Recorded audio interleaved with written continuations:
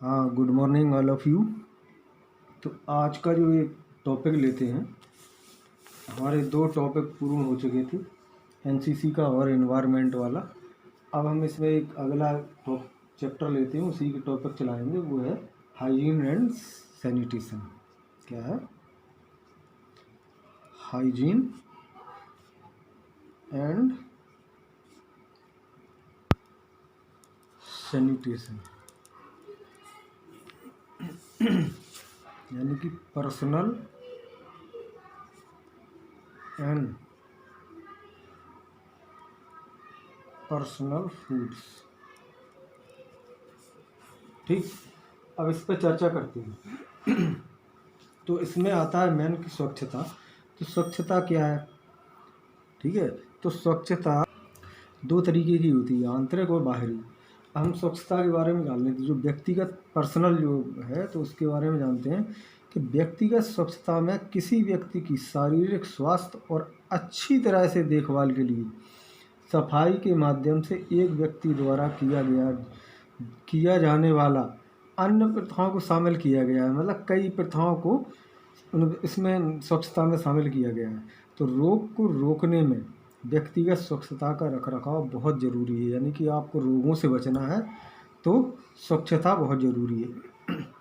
या उन मतलब जो कई प्रकार की जो प्रथाएं संबंधित हैं, जो किसी व्यक्ति के स्वास्थ्य के रखरखाव और प्रचार में सहायता करती हैं। तो हाथ धोने, ब्रश धोने, दांत धोना, ये सब क्या है? अपनी व्यक्तिगत स्वच्छता है।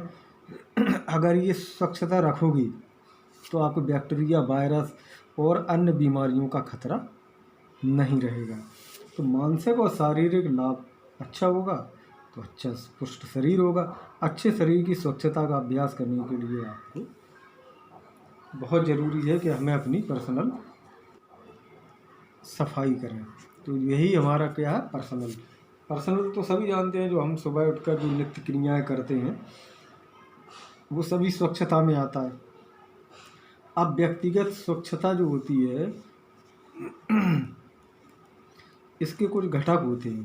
जैसे पहला है, जैसे नींद ले लो। तो नींद शरीर और मन दोनों के लिए बहुत ज़रूरी है। एक स्वस्थ शरीर के लिए बेहद नींद जरूरी है। नींद की अवधि अलग अलग उनके हिसाब से अलग अलग होती है। नींद की जो औसत जो है वो 7 से 8 कितना 7 से 8 घंटे तक एक औसत नींद होनी चाहिए, औसत।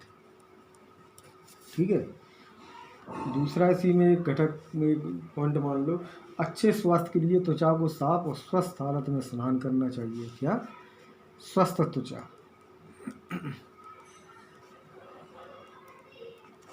सख्त त्वचा और बेहतर स्नान।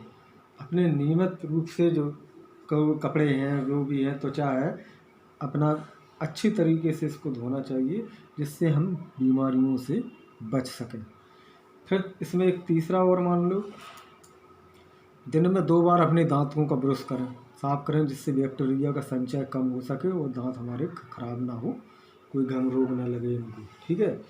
चौथा इसमें आ जाता है क्या? दांतों को साफ, दांतों की सफाई। ये हिंट में लिखे देते हैं, देखना। आप उंगली और पैर की जो उंगलियां होती हैं, आप पैर के हैं और हाथों की हैं, इनके क्या है आकार, जो नाखूनों का आकार है वो नियमित रखना चाहिए। नहीं तो इसमें बहुत सी मैल वगैरह इसमें आ जाता है और खाने के साथ हमारे अंदर प्रवेश कर जाता है, जिससे हम कई प्रकार की बीमारियों को निमंत्रण दे देते हैं। तो ये चीज़ अब ध्यान रखना है। अब इसमें नेक्स्ट है खाद्य स्वच्छता और उत्पादन, यानी कि भोजन को सुरक्षित और सही जगह पर बनाना चाहिए। ठीक है। इसका जो भंडारण होता है भोजन का, वो बिल्कुल स्वस्थ होना चाहिए, जिससे कि व्यक्ति एक लंबी आयु जी सके, रोगों से बच सके। तो ये सब चीज़ें इसमें ध्यान रखना है। ठीक है। अब इसमें एक भोजन के लिए जो कुंजी होती है, क्या होती है? सुरक्षित भोजन के लिए सुरक्षित भोजन के लिए कुंजी, यानी कि सफलता की जो कुंजियाँ हैं वो क्या है? एक तो सफाई रखें। दूसरी, अलग कच्चे और पका हुआ आइटम अलग। जो कच्चा और पका आइटम अलग होना चाहिए, हैं, अच्छी तरह से पका होना चाहिए, अच्छी तरह से पका होना चाहिए, सुरक्षित तापमान पर होना चाहिए, बेहतर तापमान पर भोजन रखें, बेहतर तापमान टेम्परेचर, ऐसा नहीं कि ज़्यादा ठंडा कर दो या ज़्यादा गर्म, वो भी गलत है। अब सुरक्षित पानी, सुरक्षित पानी, ये क्या है, एक सुरक्षित भोजन की सफलता की कुंजी है, इसको ध्यान रखना है। कुंजी आगे को लिखने के लिए तो हमें ये पॉइंट्स इसमें लिखने हैं, ठीक है। तो ये तो हो गई हमारी उसके बारे में।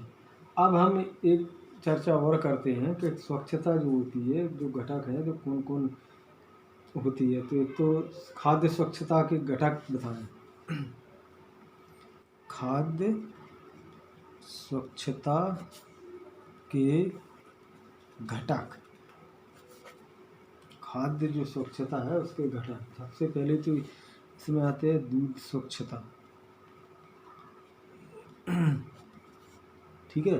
दूध स्वच्छता, दूध कई रोग जैसे जीव जंतु जो हमारे जो पशु हैं उनको हमें एक संदूषण संक्रामक से बचाना चाहिए, उनका पर्यावरण एटम अच्छी तरह उन्हें रखना चाहिए, अच्छे पर्यावरण में साफ सफाई, उनको नहलाना धुलाना, तब जाके हमें उन जानवरों का दूध निकालना चाहिए और तब हमें उसका उपयोग करना चाहिए, जिससे कि हम उसका खाद्य स्वच्छता में सही सुचारू रूप से उसका प्रयोग कर सकें, ठीक है, और हम संचारी रोग से बच सकें।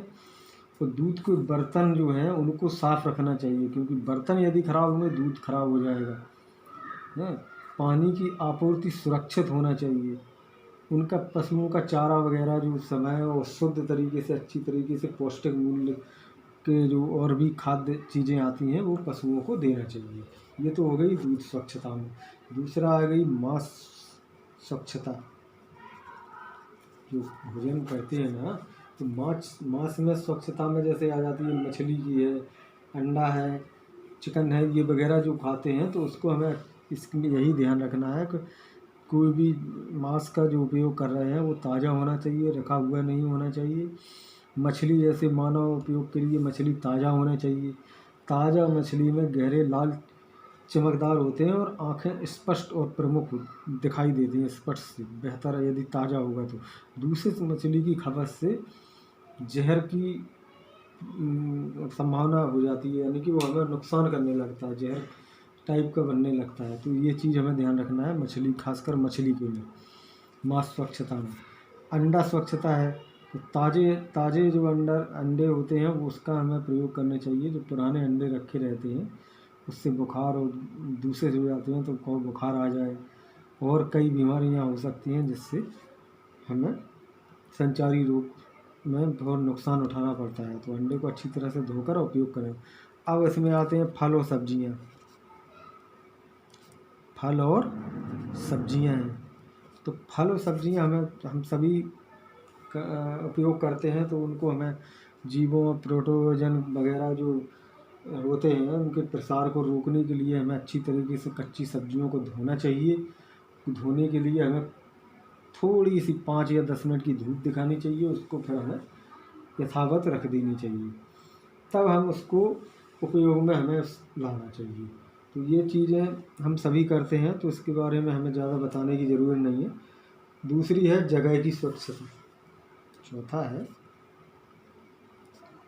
जगह की स्वच्छता।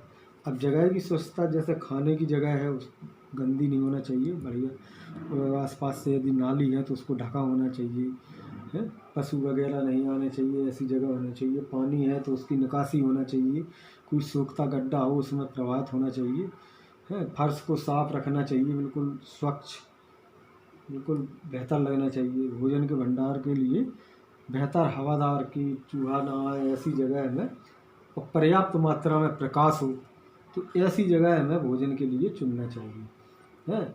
विनाशकारी और गैर जो वस्तुएं हैं वो यहाँ पे नहीं रखना चाहिए उस जगह, है। फर्नीचर वगैरह है वो बिल्कुल स्वच्छ रखना चाहिए इसका, जहाँ खाना बन रहा है।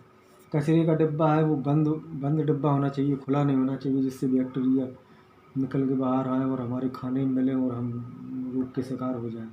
ये ध्यान रखना है। जल आपूर्ति बेहतर और सुरक्षित और साफ़ होनी चाहिए, पर्याप्त मात्रा में होनी चाहिए। बर्तनों की सफाई बिल्कुल का जो स्थान होता है एकदम स्वच्छ होना चाहिए, क्योंकि बीमारियां वहीं से फैलती हैं। तो ये सब चीज़ें हैं जो जगह की स्वच्छता में आती हैं, जो हम बता रहे हैं। आप यही पॉइंट लिखना है जो हम बता रहे हैं। अब इसमें 5वां आता है खाद्य हैंडलर की स्वच्छता है।